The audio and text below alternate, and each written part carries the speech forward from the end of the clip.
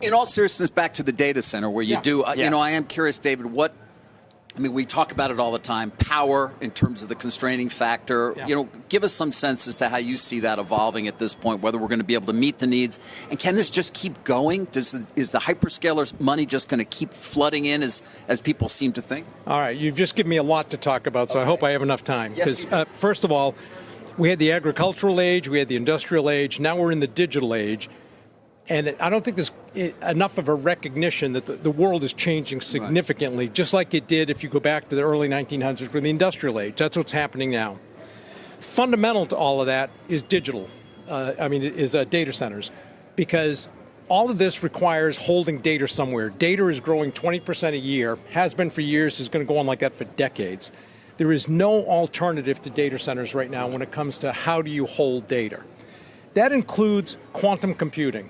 And even as quantum computing will happen, that requires data centers also, because there's a digital to quantum transformation that has to happen. You're one of the few. Jensen Huang's thinking about that. You're thinking about that.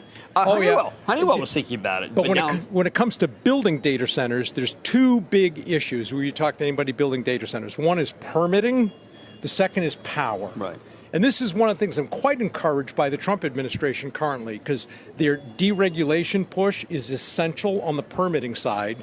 And you're going to see the same kind of push on the power side with two aspects. One is permitting again, but the second is going to be just generating more power. Because it's not going to be just nuclear.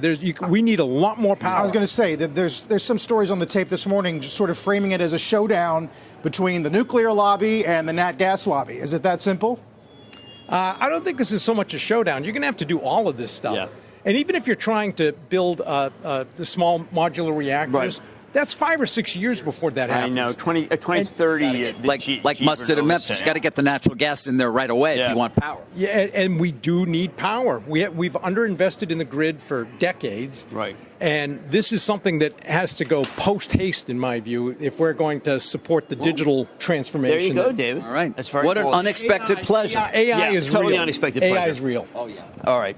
David. Yeah. Always nice Good to see you. Not everybody would be brave enough to do this. Appreciate it. Nice job. It's fun. How do you say no to Jimmy? You're too great, David. Thank you. Thank you very much.